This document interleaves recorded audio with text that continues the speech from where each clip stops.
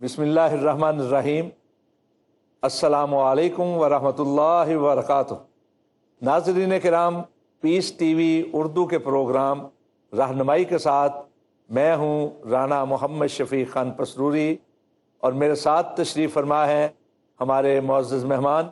मेरी दाईं तरफ जनाब हज़रत मौलाना मोहम्मद यूनुस भट्ट साहिब, मेरे साथ तशरीफ़ फरमा है जनाब प्रोफेसर डॉक्टर अख्तर हुसैन अज़मी साहिब और मेरे साथ तशरीफ़ फरमा है जनाब हज़रत मौलाना इरशादुल हक असरी।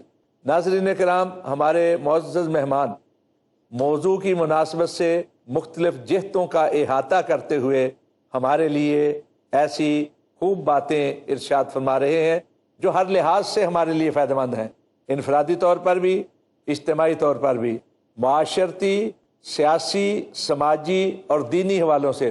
बाज़ औक़ात बात में से बात निकलती है लेकिन वो भी फ़ायदे ही की होती है, और हम चाहते हैं कि जितनी भी फ़ायदे की बातें हैं, जो हमारे दीन और दुनिया के फ़ायदे की बातें हैं, वही हमारा मौजू है कि जो कुरान पाक के फ़वाइद हैं उनको कैसे हासिल किया जा सकता है। तो हमारी गुफ्तगू जो है वो शुरू होती है जनाब प्रोफेसर डॉक्टर अख्तर हुसैन अज़मी से कि वो कुछ इरशाद फरमाएं। बात अमर बिल मारूफ की हो रही थी और नही अनिल मुनकर की, बुराई से रोकना, इस्लाह के हवाले से। इस्लाह के हवाले से तो उसमें हम ये बात कर रहे थे पिछले प्रोग्राम के अंदर कि कुछ बुनियादी नौइयत की चीज़ें हैं जो उम्मत के नज़दीक तयशुदा हैं और उनके ऊपर हिम्मत और बसात के मुताबिक बुराई को रोकने का हमें हुक्म है। और दूसरा ये है कि जो चीज़ें इज्तिहादी हैं या इस्तंबाती हैं या जिनको फ़रोई मसाइल भी कह सकते हैं, तो उम्मत के अंदर कुछ तरजीही और फ़िक़ही मसाइल हैं। तो फ़िक़ही मसाइल के अंदर इंसान को वो तशद्दुद वाला रवैया बिल्कुल भी नहीं अपनाना चाहिए और ज़्यादा उस पर ऐसा इसरार नहीं करना चाहिए, उन पे भी तशद्दुद वाला रवैया उस पर भी नहीं इख्तियार करना चाहिए तौर पर नहीं अपनाना। और कुछ आके उलमा के अंदर, अहले इल्म के अंदर उस मसाइल की 2-3 नौइयतें बनती हों तो फिर तो उसमें झगड़ा करने की नहीं, ये तो इल्मी बहसों के तो मौजू हो सकते हैं, गुफ्तगुओं के और तहकीक के मौजू तो होते हैं, लेकिन उसमें कोई लाइन खींच देना ये कतन दुरुस्त नहीं है। जी बर साहब, आप ज़रा। यहाँ एक हकीकत है और बड़ी तल्ख हकीकत है। जैसे पहले बात हुई थी कि मुनाफिकीन में ऐसे मुनाफिक भी होते हैं जो कौम के दुश्मन होते हैं और कोई ऐसा मौका नहीं छोड़ते जिस मौके के साथ उम्मत में इफ्तराक पैदा कर सकें, उससे फ़ायदा उठाते हैं।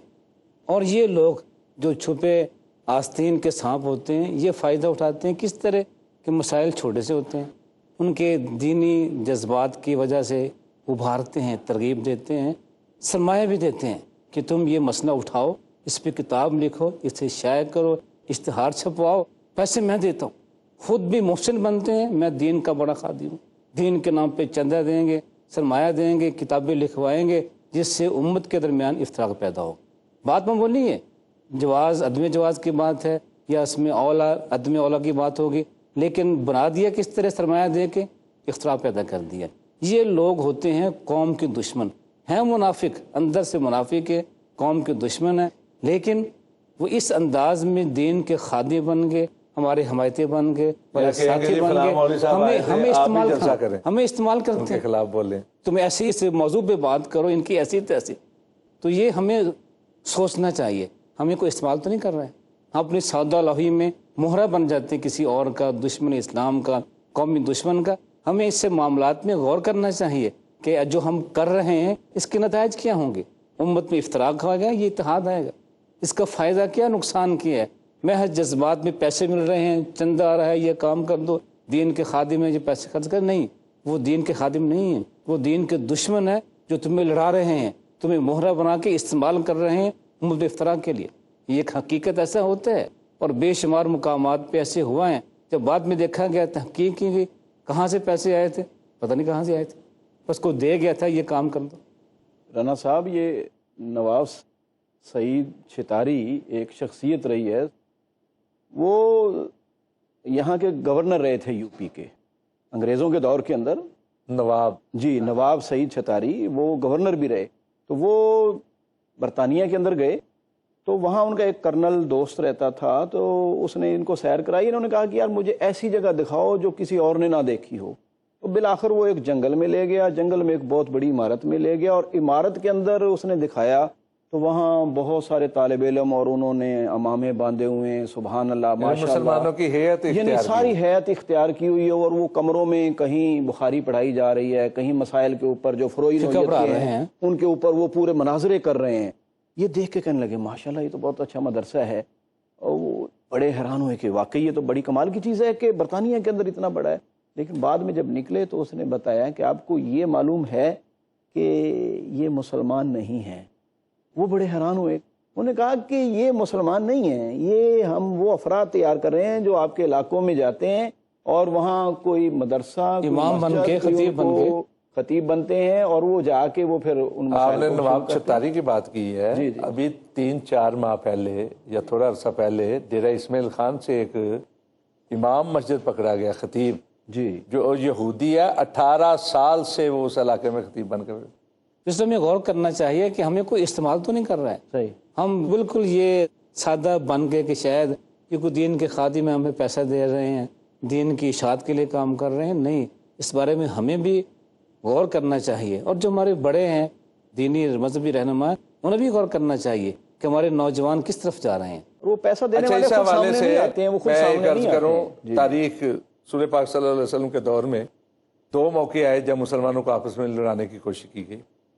ایک موقع وہ تھا، یہ پس منظر ہے اصل میں وَاعْتَصِمُوا بِحَبْلِ اللَّهِ جَمِيعًا وَلَا تَفَرَّقُوا آیت کی جی تشریح کے ضمن میں نقل کیا ہے مفسرین نے، امام ابن کثیر نے بھی، کہ جب انگیخت کی گئی. اور یہ شان نزول میں ہے 2 موقع پہ اللہ کے شماس بن قیس کا واقعہ. ایک بار تو تب جب 2 گروہ جو مختلف قبیلوں سے تعلق رکھتے تھے اور اسلام لانے سے پہلے آپس میں ایک دوسرے کے مخالف، شاید اوس اور خزرج تھے، کہ ان کے درمیان پرانی باتیں ابھاری گئیں، پرانی تاریخ کے حوالے سے. تمہارا یہ نقصان ہوا، تمہارا یہ نقصان ہوا، کہ آپس میں وہ تلواریں لے کے، تلواریں سونٹ کے ایک دوسرے پہ حملہ آور ہونے کو تھے. اتنی تلخی پڑی کہ رسول پاک صلی اللہ علیہ وسلم تشریف لائے اور کہا کہ کیا جاہلیت دوبارہ زندہ ہو گئی ہے، اور یہ آیت کریمہ تلاوت کی.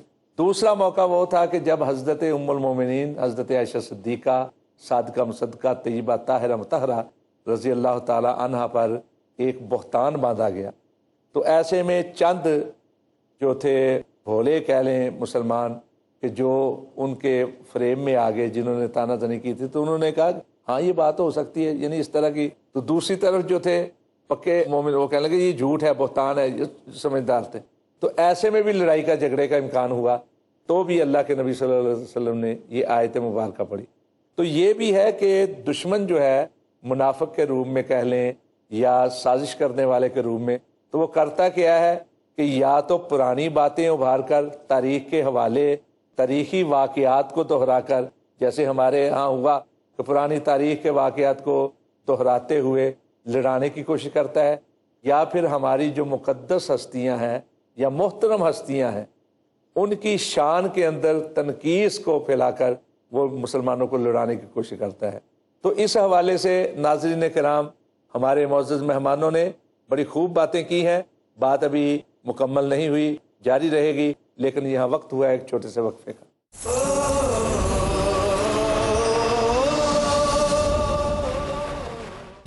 ہر شر سے کیا کرتی ہے بندوں کی حفاظت اسلام کے دامن میں کچھ ایسی ہے حکمت. قرآن مجید میں انسانیت کی ضروریات کو اللہ تعالیٰ نے جمع کر دیا ہے. آزمائش کے لمحوں میں، مشکل حالات میں، جب پڑی ہے ضرورت، ایک انسان اگر قرآن مجید کو دستور حیات بنا لیتا ہے، کام آئی ہے اسلام کی حکمت. تو اس کی تمام تر ضروریات کو پورا کرنے کا علم اللہ تعالیٰ نے اس قرآن میں رکھا ہے. قاری صہیب میر محمد اس پاک کلام کے ذریعے ہی عالم اسلام میں بکھری ہوئی امت اسلامیہ کو جمع کیا جا سکتا ہے. جانیے کس قدر کامیاب ہے وہ زندگانی جو کرتی ہے اسلام کی حکمتوں کا احترام. حکمت اسلام، آج رات 11:30 بجے اور دوبارہ صبح 7 بجے انڈیا میں پیس ٹی وی اردو پر. ونسكي ومحياي. Say indeed my prayer, my sacrifice, my life and my death are all for Allah, sustainer of the world. Ad-Da'i Dynamic. I challenge any human being to point out a single fundamental of Islam In youthful quest. which is against humanity as a whole. Iconic, inspiring, encouraging. Don't judge Islam based on the following. Farik Naik. Judge Islam based on the authentic sources. That's the glorious Quran and the authentic Hadith. Son of the world-famous orator on Islam and comparative religion, Dr. Zakir Naik. Allah subhanahu wa ta'ala is giving us an opportunity to do a prophet job and to earn a prophet reward. A star above par in Teens Star. कल रात 8 बजे और दोबारा सुबह 6:30 बजे India में piece TV Urdu पर।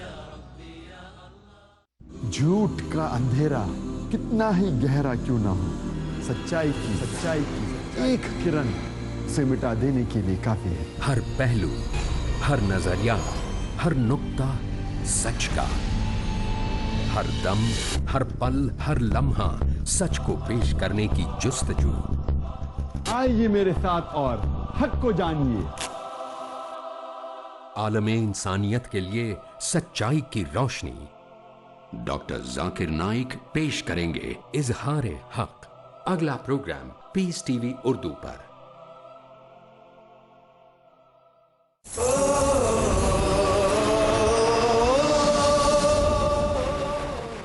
जी अस्सलामु अलैकुम वरहमतुल्लाहि वबरकातुहू।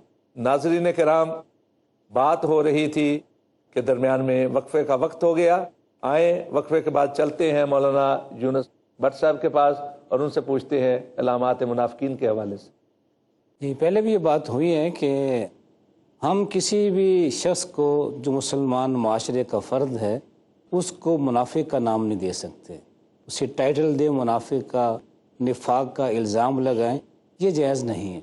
लेकिन हमें शरीयत ने भी एक रास्ता दिखाया है कि जिन पर तुम्हें शक पड़ जाए कि ये दीन के दुश्मन हो सकते हैं, इनके अंदर वो निफाक की अलामतें हैं और बहुत ज़्यादा अलामतें हैं, इन पे निगाह रखो, ये करते क्या हैं और क्या नहीं करते हैं, इनके राब्ते किन के साथ हैं, इनकी खुफिया बातें क्या है, ताकि ये माशरे को नुकसान न पहुँचा सके। कभी ऐसा भी होता है कि कोई आदमी आ जाता है कि जी मैं बिला मुआवजा आपकी मस्जिद में ख़तीब बनूँगा, मुझे इमाम रख लें तो मैं आपसे कोई मुआवजा नहीं लूँगा। अब ये उसकी दीनदारी समझ के कि ये कितना अच्छा आदमी है, बगैर पैसे के ये काम कर रहा है, तो दिल में होते हैं अपने हिरस्त और तमा, हमारे पैसे बच जाएंगे, इससे पैसे नहीं देने पड़ेंगे, रख लो। लेकिन वो कौन है, कहाँ से आया है, कहाँ का रहने वाला है, इसके माँ बाप कौन है, वो दुश्मन था, यहूदी था, शहर में पहुंचा, लोगों को कायल कर लिया, लेकिन वो उन 18-19 साल तक ये काम करता रहा। अगर हम तहकीक कर लेते कि ये इसका माँ बाप कौन है, कहाँ से आया है, इसका शनाख्ती कार्ड है कि नहीं है, किस इलाके का, किस महल्ले का है, तो शायद उसको ये मौका नहीं मिलता। कहाँ से पढ़ा है, कहाँ से तालीम ली है, ये सब बातें हमें देखनी चाहिए।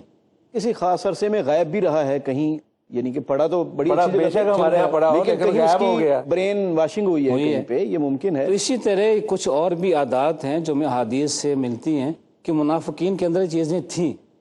एक तो ये कि वो उनके अंदर रियाकारी है, जहाँ मौका मिलता है अपने आप दिखाने का कि मैं मुत्तकी हूँ, परहेजगार हूँ, मैं हाजी नमाजी हूँ, इजहार करेंगे।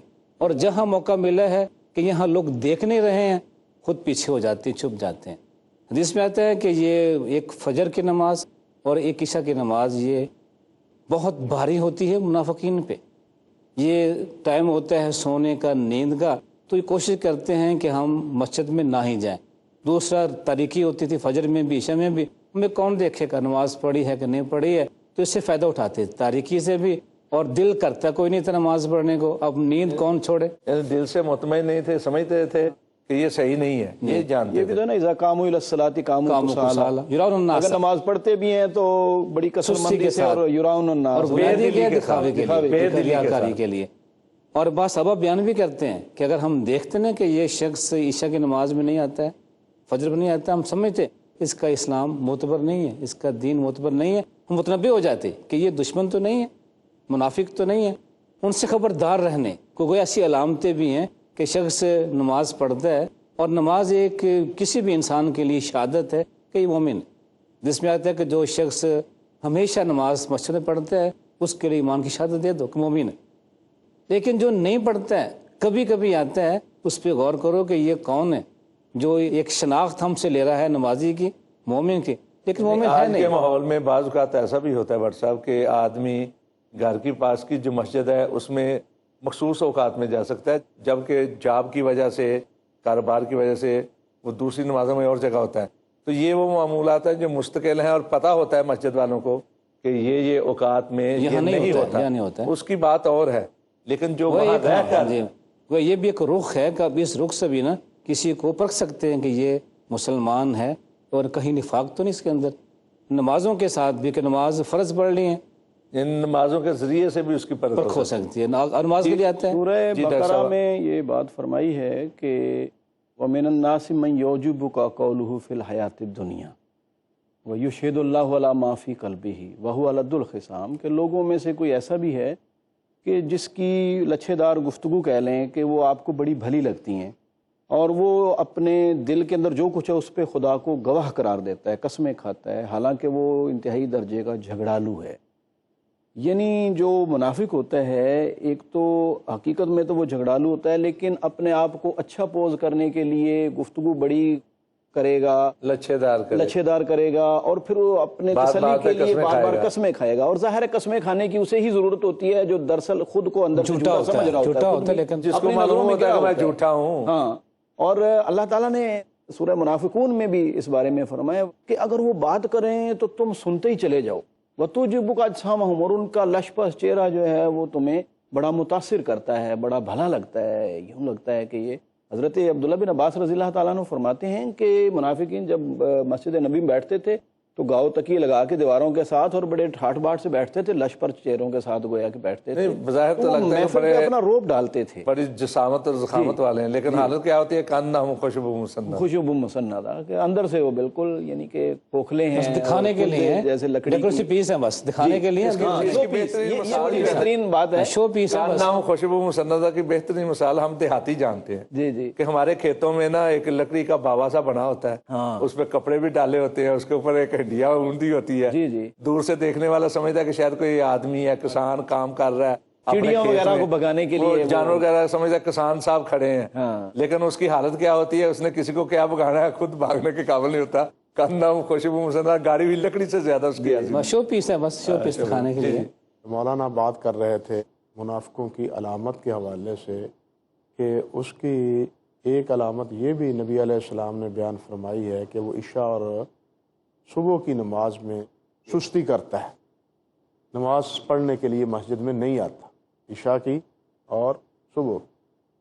قرآن مجید میں یہ بھی ذکر آیا ہے منافقوں کی علامت کے حوالے سے، اور حدیث شریف میں بھی آتا ہے، ایک تو یہ کہ وہ نماز دل جمی سے پڑھتے نہیں، صرف لوگوں کو دکھانے کے لیے نماز پڑھتے ہیں، کیونکہ اندر سے تو وہ کھوکھلے ہوتے ہیں، دکھانا ہے کہ ہم مسلمان ہیں، دکھلانے یراؤن الناس، لوگوں کو دکھانے کے لیے، ریاکاری کے لیے وہ نماز پڑھتے ہیں۔ عشاء اور صبح میں یہ ریاکاری کم پڑتی ہے، اس لیے وہ گھپلا کر جاتے ہیں، عشاء میں بھی اور صبح۔ ایک اور علامت نماز ہی کے حوالے سے آپ صلی اللہ علیہ وسلم نے بیان فرمائی ہے کہ یہ منافق بیٹھا رہتا ہے عصر کی نماز کے وقت، بیٹھا رہتا ہے، اور جب سورج بالکل غروب ہونے پہ آتا ہے تو جلدی جلدی آتا ہے اور مرغے کی طرح وہ ٹھونگے مارتا ہے، یعنی جس طرح ہمارے ہاں کہتے ہیں ویلے دی نماز کے ویلے دی ٹکنا، مرغے کی طرح وہ ٹھونگے لگاتا ہے اور فوراً نکل جاتا ہے۔ قرآن مجید میں بھی آیا ہے نا کہ وہ اللہ ذوالجلال کو بہت کم یاد کرتے ہیں۔ لیکن مولانا یہ بھی ہماری رہنمائی فرمائیں کہ اللہ کے رسول کے دور میں نماز پڑھتے تو تھے منافقین، جیسی بھی پڑھتے تھے، چاہے کام و کسالہ تھے، لیکن آج تو معاشرے کا اکثر طبقہ ہی نماز ہی نہیں پڑھتا۔ اس بارے میں کوئی یہ بات آئے گی جب نماز کا موضوع آئے گا، یہاں ہم بات کر رہے ہیں نفاق کی۔ ہمیں سوچنا چاہیے کہ ہم ایسے وقتوں میں نماز تو نہیں پڑھتے۔ اب یہ جو نبی صلی اللہ علیہ وسلم نے نماز فرمائی ہے کہ وہ مرغے کی طرح ٹھونگا لاتا ہے، ٹھونک مارتا ہے، کیا مطلب ہے اس کا؟ جلدی سے کرتا ہے نا۔ ہاں نہیں، کڑکڑ بھی کرتا ہے، وہ ٹھونگا بھی مارتا ہے اور کڑکڑ بھی کرتا ہے، کڑکڑ بھی کرتا ہے اور ٹھونگا بھی مارتا ہے۔ کیا مطلب ہے اس کا؟ اس کا مطلب یہ ہے کہ وہ تسبیحات صحیح نہیں پڑھتا، رکوع سجدہ صحیح نہیں کرتا، ٹھونگے لگاتا ہے. اب ایک آدمی جب جلدی سے پڑھے گا، ہماری حالت یہ ہے پڑھیں تو سبحان ربی الاعلیٰ، سبحان ربی الاعلیٰ، سبحان ربی، لیکن جب وہ یہ پڑھے گا ٹھونگے مارنے کی طرح، مرغے کی طرح، سبحان ربی سبحان ربی سبحان ربی. اب بتلائیے یہ الفاظ پورے ہوئے؟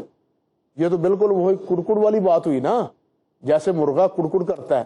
تو اس نے بھی کڑکڑ کر کے اٹھک بیٹھک کر لی، نماز نہیں پڑھی. سے یار بعض اوقات ایسے کرتے ہیں، کھڑے ہیں رکوع میں جائیں گے، صحیح طرح رکوع سے نہیں جاتے کہ ہاں بھی اوپر نہیں ہوتا، سیدھے سجدے میں سجدے اٹھے پھر. یہ طریقہ نہیں صحیح ہے. یعنی یہ علامت منافق کی بتلائی ہے.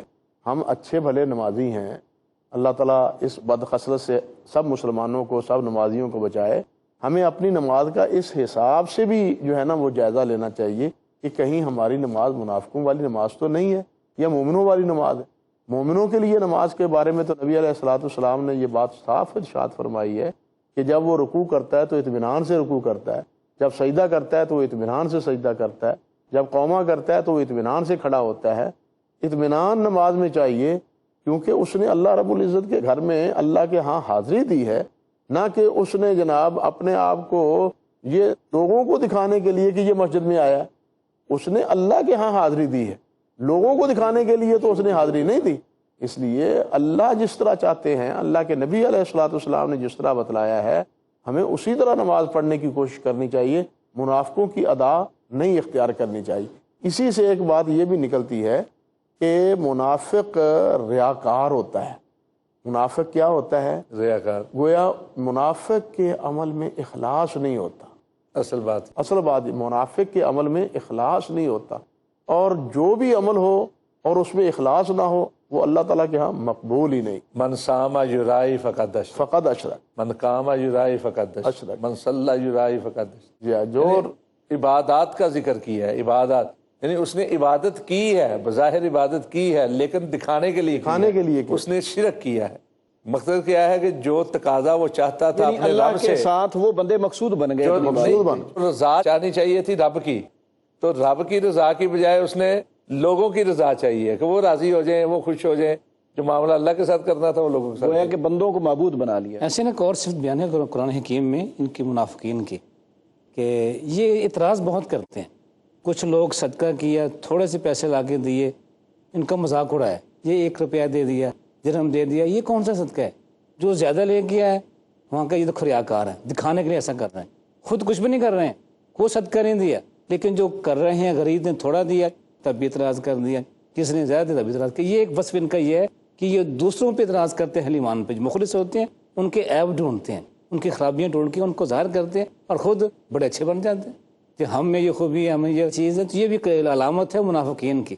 جس معاشرے میں ایسے لوگ ہوں کہ وہ دوسروں پہ اعتراض کریں، اپنے آپ کو نہ دیکھیں، وہ بھی غور کریں کہ ان کے اندر یہ ایک علامت ہے جو نفاق کی علامت ہے. یہ انہیں یہ بات ایسے نہیں کرنی چاہیے. یعنی تنقید بھی کرتے ہیں، یعنی نشاندہی کرتے ہیں اگر برائی کی، تو اصلاح کے نقطہ نظر سے نہیں، تحقیر کے لیے، تحقیر اپنے آپ کو بڑا کرنے کے لیے کہ میں بہت اچھا، اپنے آپ کو بڑا کرنے کے، اور خود اس معاملے میں وہ حصہ دار نہیں ہوتے. ایسی بے شمار مثالیں ہیں جو ہمارے ارد گرد ماحول میں پھیلی ہوئی ہیں. ناظرین کرام، ہمارے معزز مہمان اپنے اپنے انداز میں کتاب و سنت کی روشنی میں ہماری انفرادی اور اجتماعی اصلاح کے حوالے سے بڑی خوب رہنمائی فرما رہے ہیں. منافقت کے حوالے سے چھوٹی چھوٹی باتیں اس لیے سامنے رکھی ہیں، یہ نہیں کہ ان کو بنیاد بنا کر کسی فرد کو یا کسی معاشرے کو یا کسی طبقے کو برا سمجھا جائے، بلکہ اس لیے ہے کہ ہم ایک صحیح انسان بن پائیں اور انسان سے بڑھ کر صحیح مسلمان بن پائیں. صحیح انسان، صحیح مسلمان، اس غرض سے ہمارے یہ معزز مہمان ہماری رہنمائی فرما رہے ہیں. بات ابھی مکمل نہیں ہوئی، سلسلہ ابھی جاری ہے، لیکن ہماری آج کی اس نشست کا وقت ختم ہوا چاہتا ہے، اس لیے ہمیں اجازت دیجیے. انشاءاللہ العزیز آئندہ مجلس میں ہم اپنے ان بزرگوں سے مزید رہنمائی حاصل کریں گے اور کوشش کریں گے کہ ان کی رہنمائی کی روشنی میں ہم اپنی تصحیح کر سکیں، اپنی اصلاح کر سکیں، اپنی خامیوں کو، کمیوں کو، کوتاہیوں کو دور کر کے ایک بہترین انسان اور ایک اچھا مسلمان بن سکیں. تب تک کے لیے اجازت. अस्सलामु अलैकुम वरहमतुल्लाहि वबरकातुहू।